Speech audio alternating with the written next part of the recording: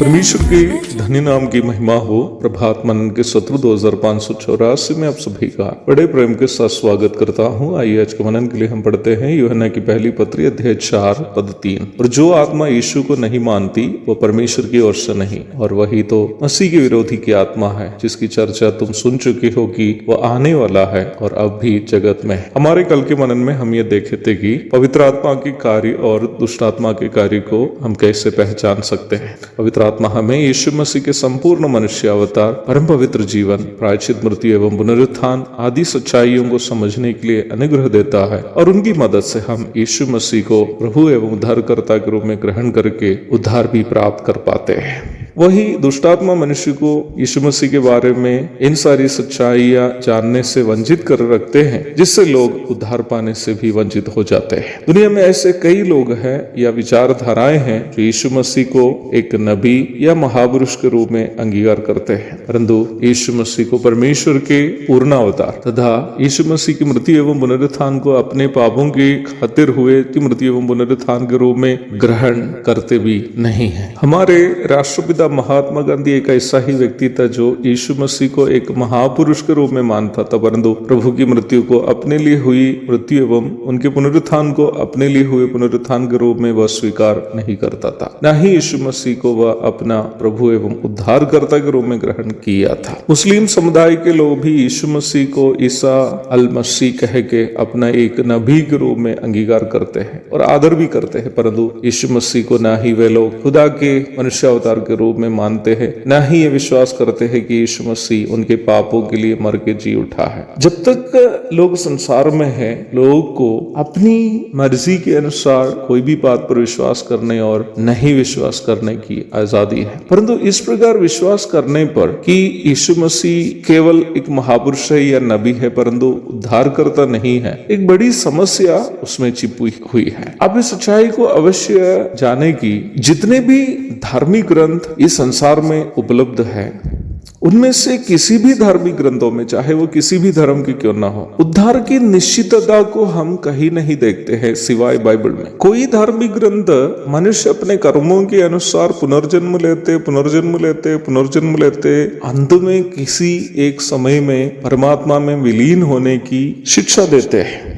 अब उनको भी ये नहीं पता ये पुनर्जन्म कब खत्म हो जाएगा और कब परमात्मा में विलीन हो जा सकता है। फिर कुछ ऐसे ही धार्मिक ग्रंथ है जो कहता है उस धार्मिक ग्रंथ के अनुसार जीवन बिताने वाले लोग भी इस वर्तमान संसार और जन्नत के बीच के एक पुल पार करके ही जन्नत पहुंच जा सकते हैं। और वो पुल के विषय में कहता है कि वो एक इंसान के एक बाल के उतना ही पतला है और एक तलवार के समान चौका भी है, जिसे हर एक इंसान को पार करना होगा, और जो पार करने में सफल होगा वही जन्नत पहुंच जाएगा। परंतु वो धार्मिक ग्रंथ किसी को ये निश्चितता नहीं देता है कि कोई कभी इससे पार होकर जन्नत पहुंच गया है या पहुंच पाएगा। मनुष्य के उद्धार की चर्चा जब की जाती है, इस दुनिया के सभी तथाकथित धार्मिक ग्रंथों की हालात एक अंधेरा भरे कमरे में काली बिल्ली को ढूंढने के समान है।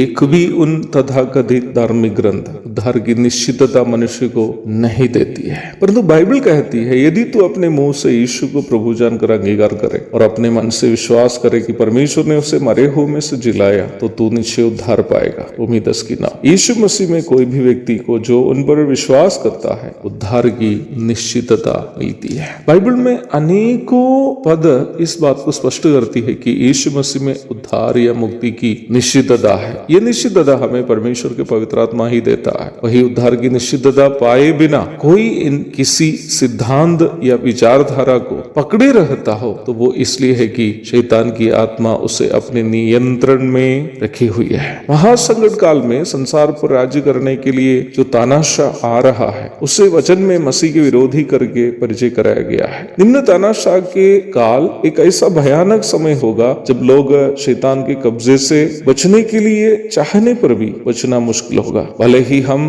अभी महासंकट काल में प्रवेश नहीं किया हो, धर्म मजहब एवं अलग अलग सिद्धांतों एवं विचारधाराओं के चंगुल में फंसकर ऐसी मानसिकता में पहुंच चुके हैं कि सच्चाई को लोग स्वीकार ही नहीं कर पा रहे हैं। निम्न अवस्था को यह वचन में सूचित किया है कि मसीह के विरोधी की आत्मा अब भी जगत में है। हम प्रभु के लोग जो सच्चाई जानकर यीशु मसीह को उद्धार करता है एवं प्रभु के रूप में ग्रहण करके उद्धार पाए, प्रभु को धन्यवाद देंगे कि उन्होंने हमें उस दुष्ट आत्मा की चंगुल से बचा लिया। एक और शुभ दिन की धन्य कामनाओं के साथ आज का वर्णन मैं समाप्त करता हूँ। प्रभु आप सबको आशीष दे। आमीन।